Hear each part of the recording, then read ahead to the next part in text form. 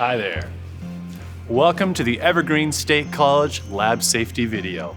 If you're watching this, that means you are going to be working in one or more of Evergreen's amazing labs.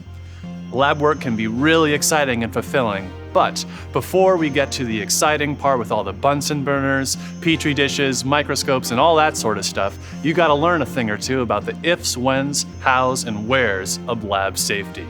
So, come on.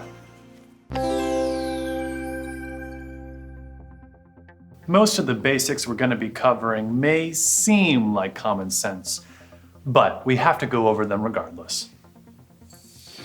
First off, no food or drink in the labs. You don't want to risk ingesting some pathogenic bacteria or some otherwise dangerous chemical, do you? No. So do yourself a favor and keep any food or drink you may have outside the labs. There are shelves conveniently located for your food and drink so you can stow them when you're in class. Now, I know this might seem like overkill, but trust me, some people do some really gnarly work in the lab, so it's always better to be safe than sorry.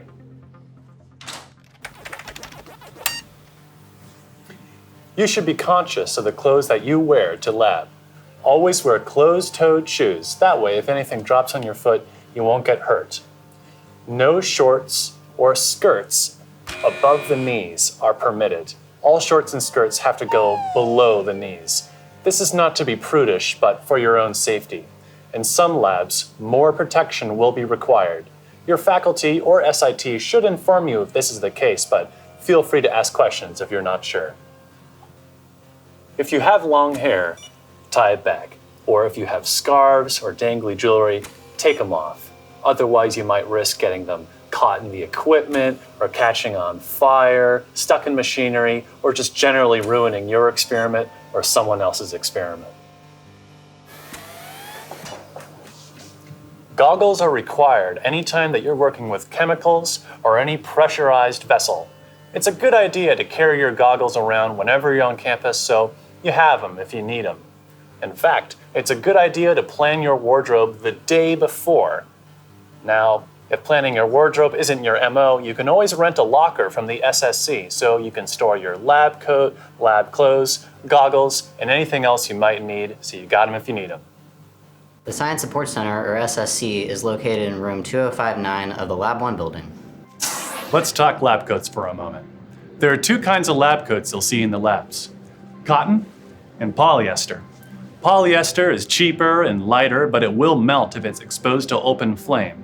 So if you plan on working with open flame, you must use cotton. Lab coats are available in the Greener bookstore as well as the Science Support Center.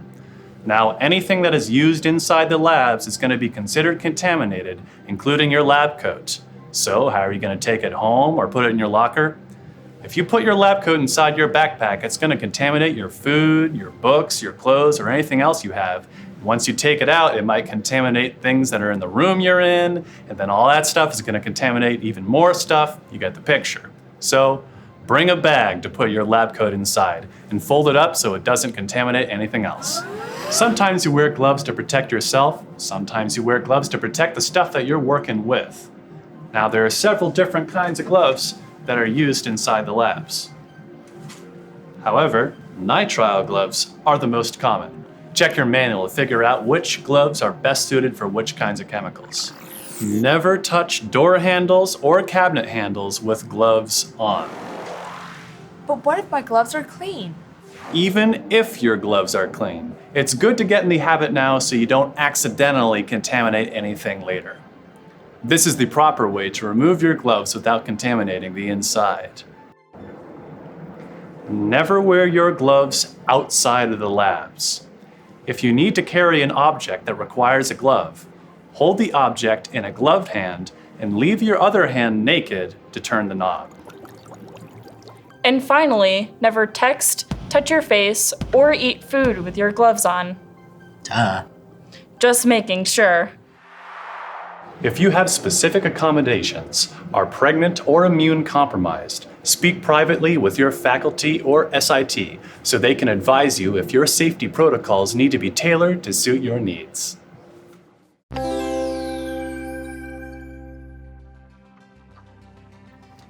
These lab spaces are shared, So even if you haven't been working with something hazardous, chances are someone else has been working with a hazard in the very same spot. So when you enter the lab, make sure you clean it up before you even begin. Always treat the space as if it's contaminated. Never assume that it's clean. That way you can ensure your own safety and also keep your experiments from being ruined by an unknown variable. Then, clean up your space after you're done. Seriously. Now let's get acclimated to where some important stuff is in the labs. Each lab has a first aid kit. Each kit contains Band-Aids, gauze pads, gauze rolls, medical tape, trauma dressings, PVD iodine wipes, alcohol wipes, antibacterial ointment, trauma scissors, gloves, CPR mask, and Instaglucose. If you ever use anything from a first aid kit, let your SIT or your faculty know so they can refill them. That way you don't leave someone high and dry if they need anything. There are some containers in the labs that you're going to want to know about. The broken glass, the sharps, and the biohazards containers. If you break any glass, clean it up right away with a broom and dustpan. Then put it in the broken glass container. Never put broken glass in the trash cans, or our wonderful custodians can cut themselves. There is one located in every lab. If you can't find one, you can always ask your SIT or faculty. Sharps containers, which are different from broken glass containers, are located in some labs. Sharps containers are where you dispose of needles, razor blades, scalpel blades, and glass cover slips. Biohazard containers are located in some labs. This is where you dispose of organic material or things that can be considered biohazards like bacterial plates, dissected tissue, contaminated pipette tips, and so on. These items are then taken down to the autoclave to be sterilized before being thrown away. You will be instructed at the start of each lab how to properly dispose of any waste. So if you didn't hear or you forget, make sure you ask your faculty or SIT where they go. If you are uncertain about throwing anything away, don't just toss it in the garbage or pour it down the drain, because it might harm facilities or the environment. And remember, it's always better to be safe than sorry.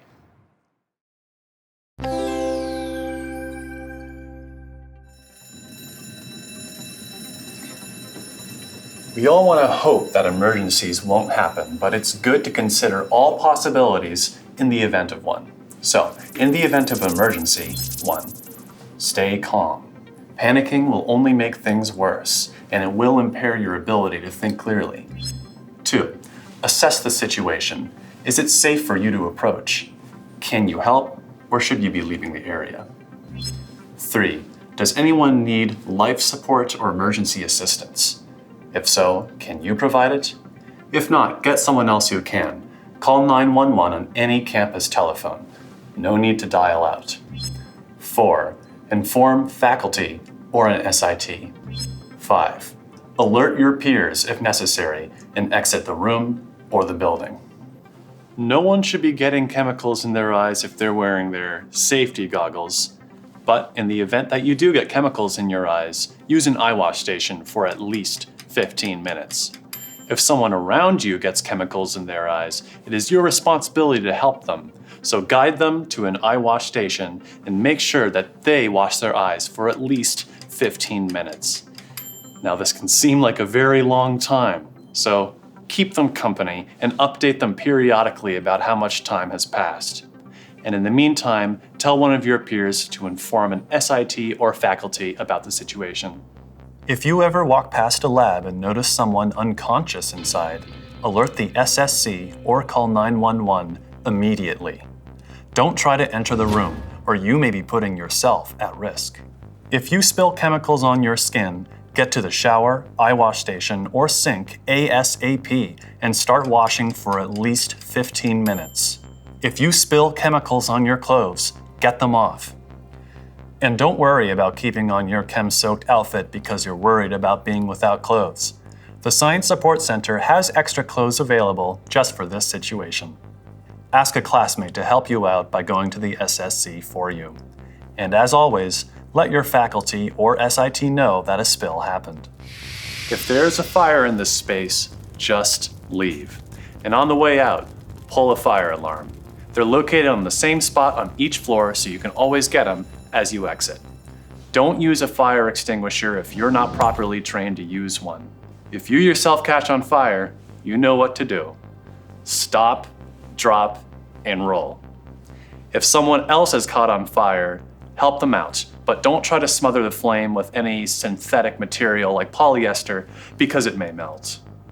If you spill something anywhere, clean it up right away, even if you know it's harmless. If you leave a contamination lying around, you are endangering others. Once a spill has occurred, alert others in the vicinity so that nobody accidentally comes in contact with the spill. Assess the severity of the situation. Do you need to evacuate the lab? Inform your faculty or SIT. Clean up only if directed by faculty or SIT. Never leave a spill unattended. Someone should stay with the spill while the other informs the faculty or SIT or goes to get the cleanup materials. If you know that the spill is severe and that the area or building need to be evacuated immediately, pull the fire alarm. It's always better to be safe than sorry. If there is a power outage, which happens from time to time, everyone has to leave the labs because the safety hoods will turn off. But before you leave, make sure that you unplug any equipment. Otherwise, it'll power back on when the power comes back.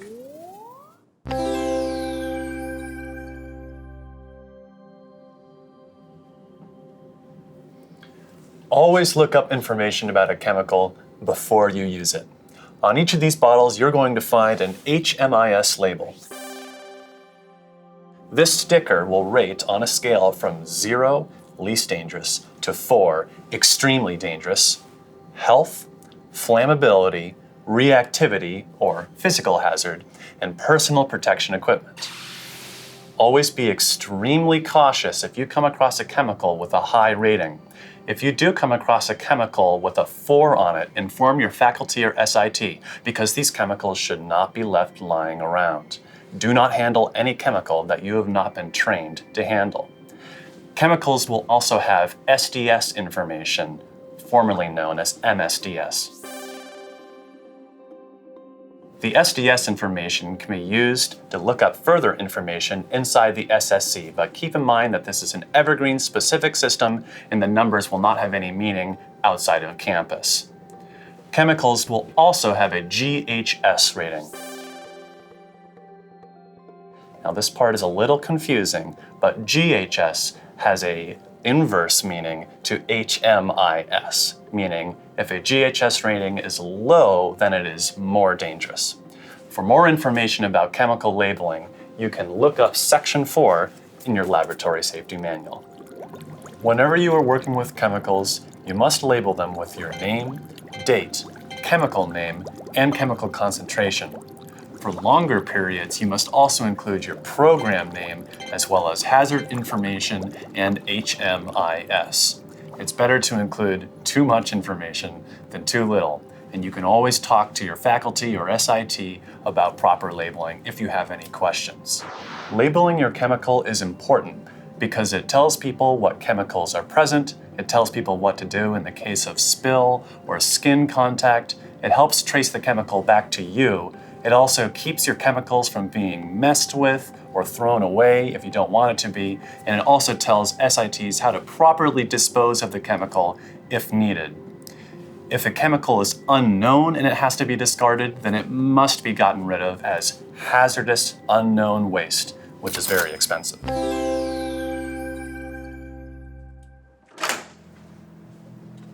Last but not least, we come to lab cleanup. You are responsible for cleaning up your own workstation at the end of each lab. It's not that much to ask, and it ensures everyone's safety, and it also makes sure that other people's experiments won't be messed up by some random factor. If you have been working with chemicals in your lab, keep your chemical waste as segregated as you possibly can, and then dispose of them in the correct and properly labeled waste container. Never pour chemicals down the drain unless specifically told to do so by your faculty. In addition to cleaning up your own workstation, you're going to be assigned a quick community cleanup task by your SIT or faculty. Now, if you've cleaned up your own workstation and you don't know what else you should be doing, don't just skip out and make other people do your work. Talk to your SIT or faculty about what you can be doing. Because remember, only jerks skip out on community cleanup. Yeah!